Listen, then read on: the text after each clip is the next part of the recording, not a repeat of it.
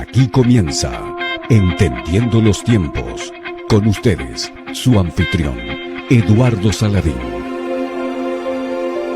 Sujel, nosotros no podemos hacer predicciones sobre el futuro porque solamente Dios conoce todas las cosas.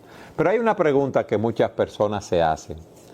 ¿Cuándo y cómo regresará nuestro Señor Jesucristo? Ya Él vino una primera vez, como vimos en un programa anterior, pero la Escritura dice que Él volverá nuevamente. ¿Qué tú tienes que decirnos acerca de esto? Bueno, la primera pregunta es la más fácil de responder. ¿Cuándo viene el Señor? No lo sabemos. Y todo lo que uno diga tratando de identificar. Pura especulación, y más que eso, Eduardo, es una violación de la Escritura. Okay. Porque dice la Biblia que el día de su venida nadie lo sabe. Entonces tú estás pretendiendo que tú sabes lo que la Biblia, el Señor Jesucristo dice que nadie sabe. Así que no es solamente una pretensión, es una pretensión que viola un texto bíblico en particular. Ahora, es maravilloso ver cómo se profetizó que ese rey vendría, el Rey de Reyes y Señor de Señores. Y a mí me maravilla ver que ese rey volverá otra vez. En la primera vez vino como un siervo sufriente a entregarse por nuestros pecados, pero ahora vendrá a juzgar y a reinar. Y es bueno conocer, uno, las señales que puedan ser conocidas que nos dice la Escritura y el significado espiritual de esa segunda venida de nuestro Señor Jesucristo. Tú has entrado en un tema que es complejo, que es el tema de las señales. Por eso te traje al programa, Sujel, porque es complejo, para que tú nos respondas esa pregunta. Oh, sí. Fíjate, ¿qué nos dice el Señor en el famoso discurso del Monte de los Olivos, que es donde Él habla más extensamente acerca de su venida? Los discípulos le preguntan al Señor, dinos, ¿cuándo sucederá esto y qué señal habrá cuando todas estas cosas se hayan de cumplir? Esto ahí no es la segunda venida de Cristo. Ellos están refiriéndose a la destrucción del templo de Jerusalén, porque Jesús profetizó que el templo sería destruido. Ahora, en el Evangelio de Mateo, que es el texto paralelo, sí dice, ¿y cuándo será tu venida y el fin del siglo? O sea, ellos entendían que la destrucción del templo era seguramente ya el fin del mundo. Y ahí es que el Señor tiene que explicarles que no, que el templo se iba a destruir, como de hecho sucedió en el año 70 después de Cristo. Estamos en el 2022, a punto de entrar en el 2023, y todavía el Señor no ha venido. Entonces no era inmediatamente después de la destrucción del templo. Pero hablando de las señales, le dice Jesús, mirad que nadie os engañe, porque muchos vendrán en mi nombre diciendo, yo soy el Cristo, y engañarán a muchos. Y cuando oigáis de guerras y de rumores de guerras, no os alarméis. Es necesario que todo esto suceda, pero todavía no es el fin. Porque se levantará nación contra nación y reino contra reino, y habrá terremotos en diferentes lugares y habrá hambres, pero esto solo es el comienzo de dolores. Fíjate, Eduardo, que las señales que las personas normalmente suelen resaltar para decir, ya, la venida de Cristo está a la vuelta de la esquina, eso es lo que el Señor está diciendo. No, ustedes no saben. Esos son principios de dolores. Y se refiere a los dolores de una mujer que está de parto. Ahora, yo puedo tomar estas señales que son muy genéricas y que han ocurrido a lo largo de toda la historia en estos 2000 años desde que el Señor vino la primera vez, y entender que a medida que nos acerquemos a la segunda venida, como son los dolores de parto, probablemente lo que el Señor está queriendo decir aquí es que esos dolores, esas señales van a ser más frecuentes y van a ser más intensas.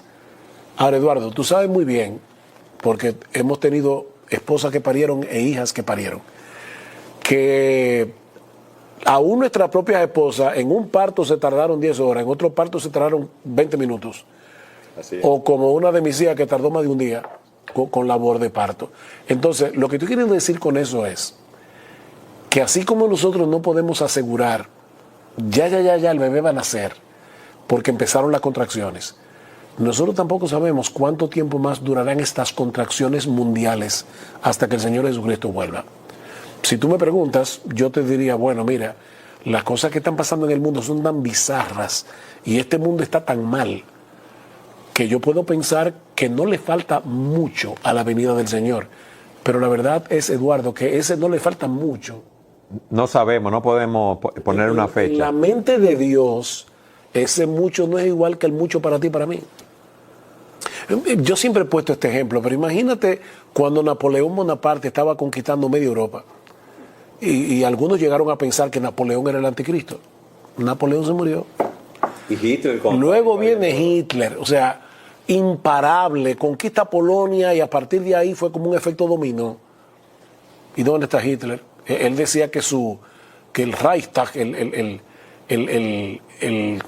tercer Reich, iba a durar 1000 años.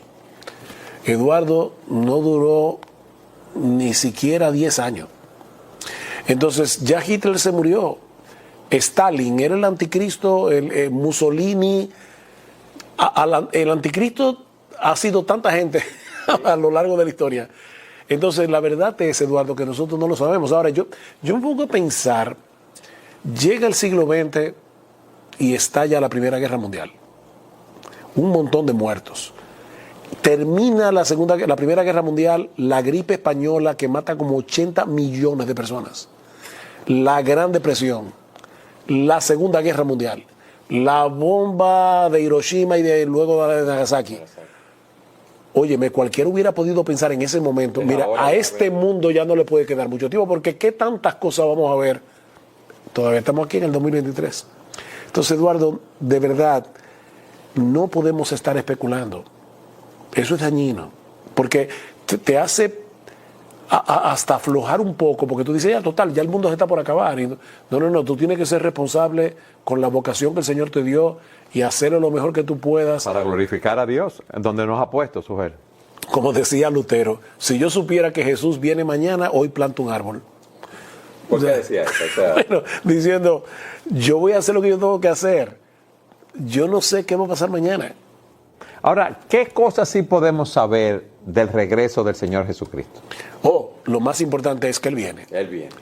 Eduardo, eso es tan seguro como vino la primera vez. ¿Hay más profecías de la segunda venida de Cristo en la Escritura que de la primera venida de Cristo? Sí, realmente sí. Hay muchas profecías. Yo no sabría decirte si hay más pero definitivamente hay un montón de profecías en el Antiguo y en el Nuevo Testamento que nos hablan de la segunda venida del Señor y se nos dice que esa es la gran esperanza del cristiano. O sea, la esperanza del creyente no es ni vivir en un mundo donde no haya tanta corrupción, ni tanta violencia, donde no haya enfermedad, ni mucho menos las puertas de perla ni el mar de cristal. La esperanza nuestra es ver a nuestro Rey cara a cara. Amén. Y eso es ciertísimo.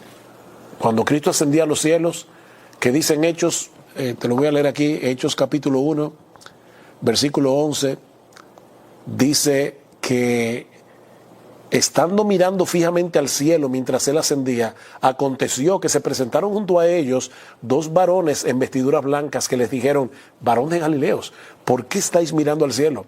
Este mismo Jesús que ha sido tomado de vosotros al cielo, vendrá de la misma manera, tal como le habéis visto ir al cielo. O sea, de la misma manera, es una venida presencial, o sea, no es un fantasma que viene, es el Señor en su cuerpo que Él asumió cuando nació de María.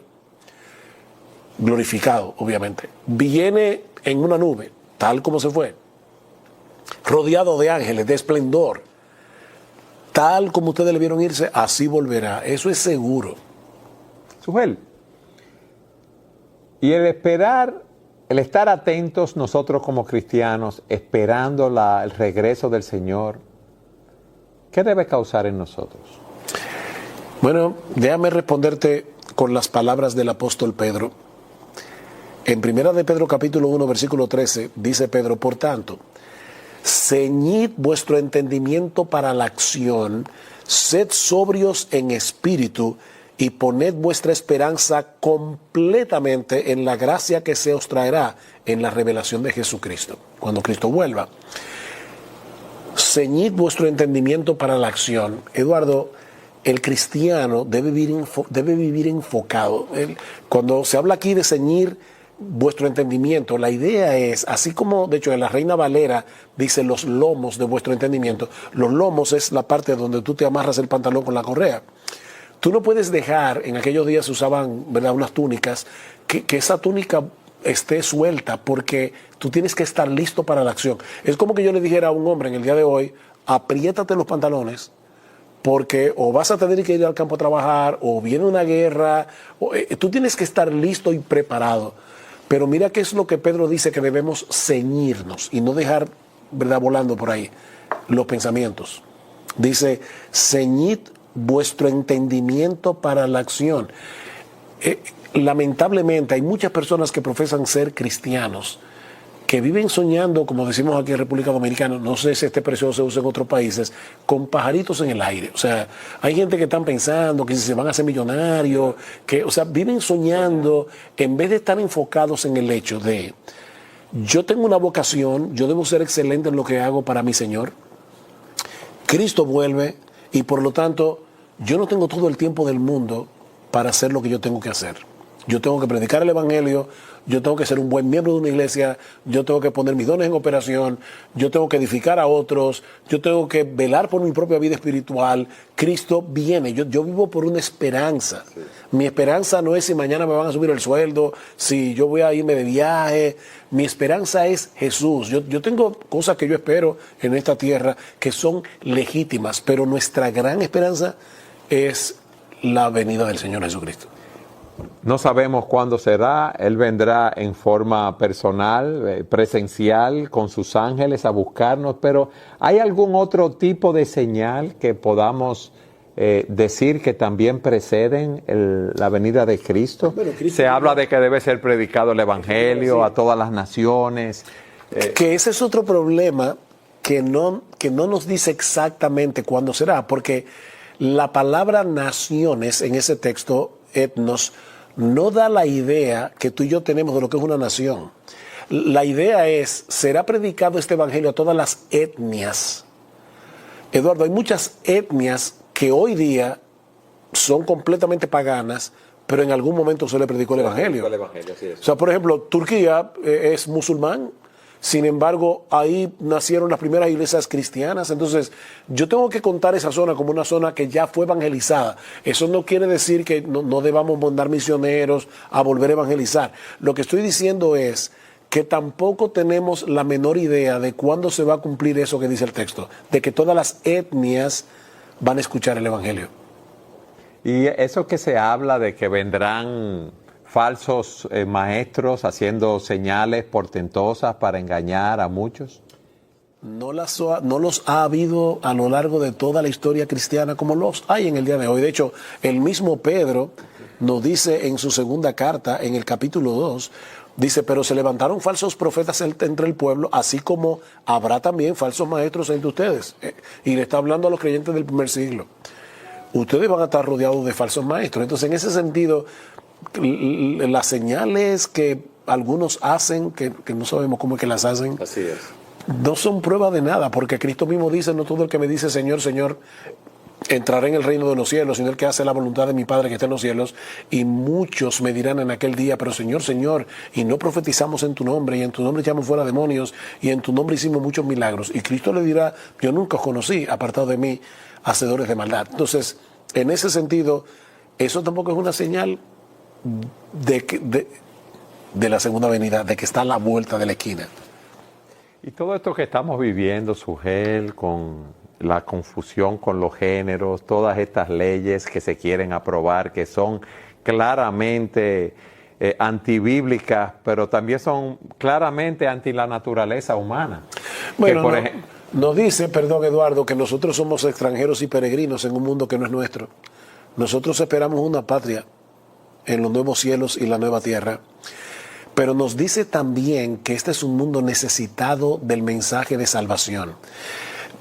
Mira, es una pena, pero muchos creyentes se la pasan especulando con supuestas profecías que no están claras en las Escrituras, en vez de estar predicando a Cristo. De hecho, yo tengo a veces la impresión de que en algunas iglesias se habla más del anticristo que de Cristo.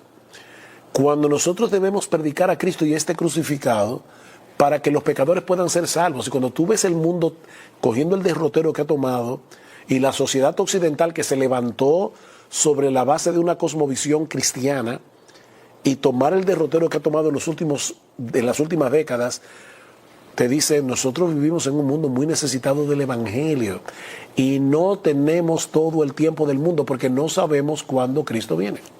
Sugel, hemos visto que el Señor viene, hemos visto que hay señales, lo que las Escrituras nos dicen de la venida del Señor. No sabemos cuándo viene. A mí me gustaría que enfocáramos ya más detenidamente lo que nos queda del programa, cuál debe ser nuestra actitud. Tú hablaste de que debemos ceñir los lomos del entendimiento, eso lo entendemos, de que debemos estar preparados, enfocados en que el Señor viene, en que no debemos vivir para nosotros mismos, sino saber que hay un día que el Señor vendrá o que nosotros moriremos e iremos a su presencia y que debemos estar preparados para eso. Y a mí me gustaría, en el tiempo que nos queda del programa, que en vez de ocuparnos en señales y eso que tú has explicado muy bien, nos enfoquemos en esa parte espiritual. Bueno, si somos creyentes, Pablo dice en Tito capítulo 2, dice que nosotros fuimos salvados para esperar de los cielos a su Hijo. O sea, eso lo dice en Tesalónica, pero dice en Tito que nosotros aguardamos la esperanza bienaventurada de la venida de nuestro gran Dios y Salvador Jesucristo. Así que yo tengo que entender que yo fui salvado en esperanza y esa esperanza es ver a mi Señor. Entonces, eso debe moverme a amar más a mi Señor, a estar listo y preparado para servirle con todo mi corazón. Obviamente, yo soy pastor, pero hay un montón de gente que nos están viendo que son ingenieros, abogados, amas de casa, choferes. Pero cada cual que haga lo que entiende que Dios lo llamó a hacer. Pero al mismo tiempo recordar que esa vocación que nosotros tenemos, por decirlo de alguna manera, es para glorificar a Dios con lo que hacemos con nuestras manos y al mismo tiempo sostener a este siervo que debe vivir para la gloria de Dios. Pero no es, vamos a decirlo de esta manera, no es mi principal vocación. Mi principal vocación es que yo soy creyente y que yo estoy esperando a mi Señor. Y yo debo vivir a esa espera, o sea, preguntarme, Señor, ¿qué es lo que tú quieres que yo haga con mi vida? Porque aparte de todo, Eduardo, nosotros no sabemos cuándo viene Cristo. Ahora, tú y yo sabemos que la muerte puede llegarnos en cualquier momento. Eso así como hablábamos hace un rato, uno va entrando en años, en edad, aparecen las enfermedades, las limitaciones del cuerpo, el cansancio. Es una realidad. Eso es una señal que cada día la tenemos sobre nosotros. Entonces, ya sea que yo me encuentre con Cristo en su venida, o ya sea que el Señor me mande a buscar antes de que Él vuelva y yo parta de este mundo, yo tengo que recordar que yo tengo solo una vida. Cuando mi esposo y yo nos casamos, que nos casamos para ir a plantar una iglesia en Puerto Plata, nosotros quisimos que se cantara ese himno en nuestra boda. Solo una vida pronto pasará, solo lo que es para Cristo durará. Solo un momento para hacer su voluntad. Da a Cristo todo, dale todo. Es lo único que hacer cuando se tiene solo una vida. Entonces, eso es de parte del creyente. Ahora, de parte del incrédulo, Eduardo, si hay alguien que nos está viendo hoy y que no ha venido a Cristo en arrepentimiento y fe, tiene que entender que el Señor Jesucristo ya no va a venir como un bebé y va a entrar manso y humilde en la ciudad de Jerusalén para ser crucificado. Ya Cristo nació, ya creció, ya murió, ya resucitó, ya está sentado a la diestra del Padre, ya está reinando y Él viene a juzgar a los vivos y a los muertos. Mira lo que dice Pablo en 2 Tesalonicenses, y Eduardo, esto es un texto muy sobrio. En 2 Tesalonicenses capítulo 1,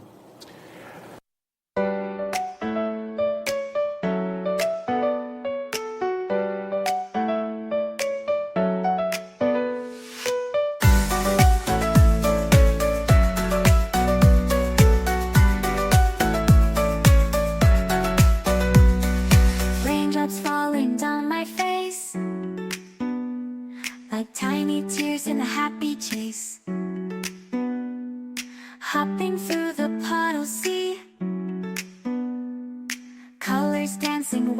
and free. Skies are gray, but I don't mind.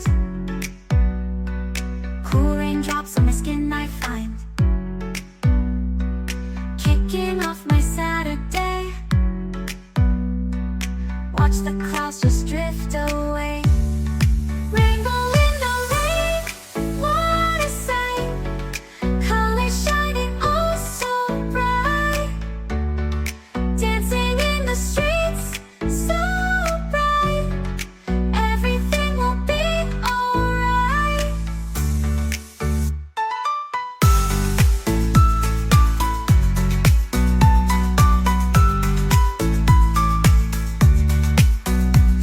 Umbrella spinning, twirling round. A colorful halo on the ground. Music playing on the sand. Skipping beats, the heart will sway. Feel the world come out to play. Lightning cracks, but don't you fear. Magic shines when skies are clear.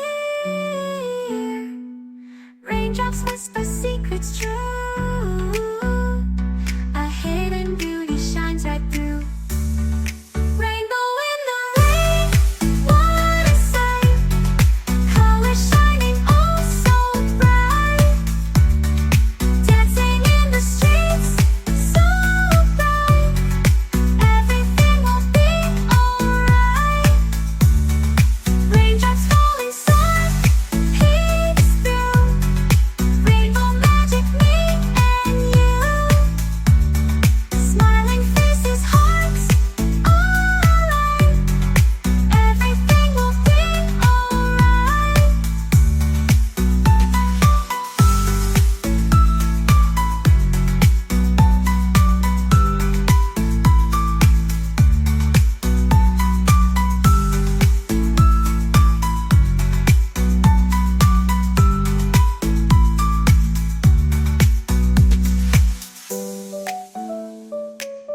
Everything will be alright. Raindrops falling, sun peeks through. Rainbow magic, me and you. Smiling faces, hearts alight. Everything will be alright.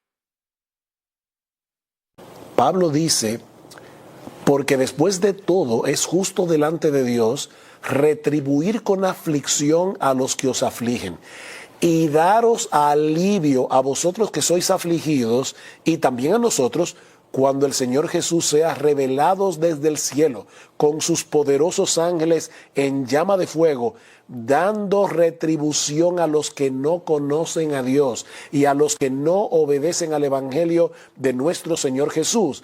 Estos, los que no quisieron arrepentirse de sus pecados, sufrirán el castigo de eterna destrucción, excluidos de la presencia del Señor y de la gloria de su poder, cuando Él venga para ser glorificado en sus santos en aquel día y para ser admirado entre todos los que han creído. Entonces fíjate aquí el contraste, eterna destrucción, Excluido de la presencia del Señor. y ser glorificado juntamente con Cristo. No hay alternativa. O tú te arrepientes de tus pecados, confías únicamente en la obra que Cristo hizo en la cruz del Calvario cuando vino la primera vez, para que cuando Él vuelva por segunda vez, tú seas uno de los suyos y no de aquellos que serán excluidos de la presencia del Señor eternamente y para siempre, Eduardo, en llamas del infierno, en la llama del infierno. Es algo terrible, Sujel, cuando uno piensa en eso, lo que es estar en una condenación eterna, donde será el lloro y el crujir de dientes, apartados de la presencia del Señor, con la conciencia de que pudimos habernos arrepentido y no lo hicimos, que negamos al Señor, que nos burlamos de Él, va a ser algo terrible, pero ya allí no va a haber escapatoria.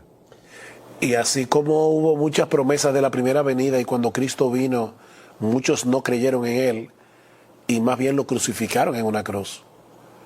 Así, a pesar de todas las profecías que hay en la Escritura de la segunda venida, hay mucha gente que se mantiene en la terquedad de su corazón y lamentablemente van a recibir las consecuencias en el día de la venida del Señor. Sujel, nosotros hablábamos, y vuelvo a lo que debemos ceñir los lomos de nuestro entendimiento, y tú decías que según la vocación que Dios nos ha dado, allí debemos glorificar a Dios, pero yo veo continuamente en el trabajo pastoral como muchos hermanos no están viviendo a la luz del regreso de nuestro Señor Jesucristo, y es porque no se están alimentando con la palabra de Dios. Parece que los afanes de este mundo, tantos problemas, tantas dificultades, a veces los absorben. ¿Qué tú le dirías a esos hermanos? Que no pierdan de vista la gran esperanza que nosotros tenemos en Cristo, porque mi esperanza no está en nada que yo pueda hacer aquí ni obtener aquí. Este mundo no es mi cielo. O sea, yo estoy esperando que venga mi Señor. Y por lo tanto, yo tengo que hacer tesoros para que cuando Cristo vuelva por segunda vez, yo pueda tomar esas coronas y arrojarlas a sus pies, en reconocimiento de que, a final de cuentas, yo solamente puedo hacer lo que Él en su gracia me ha dado los dones para hacer. Pero vuelvo y repito, Eduardo, no tenemos tiempo para perder el tiempo.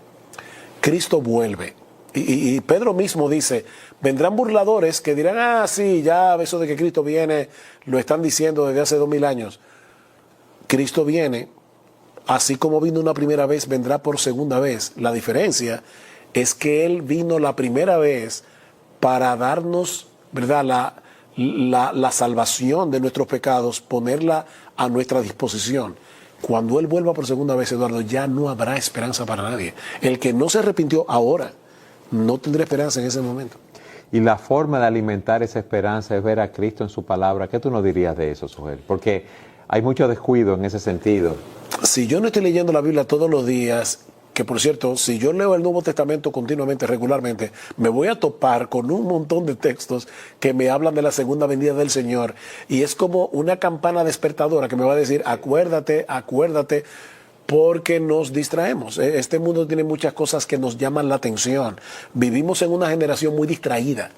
Bueno, cuando tú estás leyendo las Escrituras, la Biblia pone delante de ti la verdad verdadera, pone delante de ti lo que es real, sí. Porque todo esto es una ilusión. Y al final de cuentas, tú no te llevas de aquí nada. Entonces, leyendo la Biblia, yo puedo enfocar eso que dice Pedro de ceñir los lomos de mi entendimiento para recordar y esperar completamente en la gracia que se os traerá. Fíjate, ya nosotros somos beneficiarios de la gracia divina. Dice Juan que nosotros tomamos de Jesús gracia sobre gracia. Pero Eduardo, cuando Cristo venga es un diluvio de gracia. Y yo tengo que estar esperando eso. Señor, yo estoy loco porque tú vengas.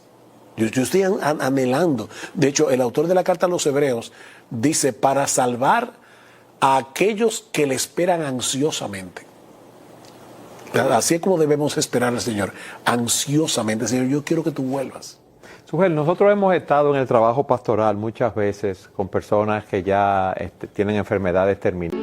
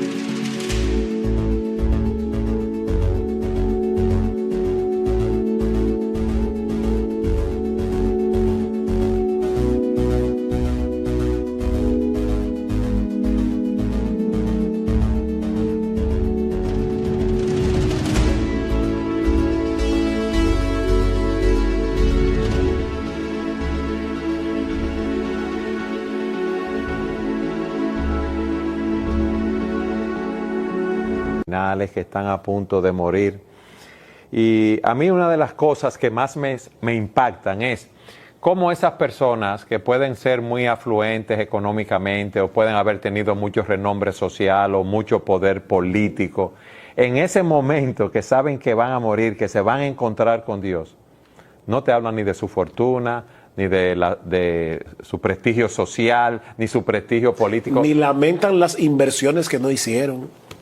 Ni nos dicen cómo le está yendo en su empresa, ni en la bolsa de valores, sino una frase que yo oigo mucho es: pastor, ya yo me he arrepentido de mis pecados, yo he confiado en Cristo, ya yo estoy en paz para irme a la presencia del Señor. Decía un siervo del Señor, procura que cuando te toque morir, no tengas otra cosa que hacer que no sea morirte. O sea, ya tú no tienes nada pendiente. Y solo es confiando en Jesucristo y en su muerte en la cruz del Calvario, en su primera venida, que yo no tengo cuentas pendientes con el Señor. Yo puedo morirme ahora y yo estoy completamente seguro de que voy a abrir mis ojos en la presencia de mi Salvador y voy a tener comunión con Él por los siglos de los siglos. Por eso yo te hago mención de esas personas que están en un momento que ya saben que van a morir, porque han confiado en Cristo, y esa es nuestra tranquilidad y nuestra paz. Y Sujel, por más que no pensemos en eso, hay una realidad, como decíamos, vamos a morir.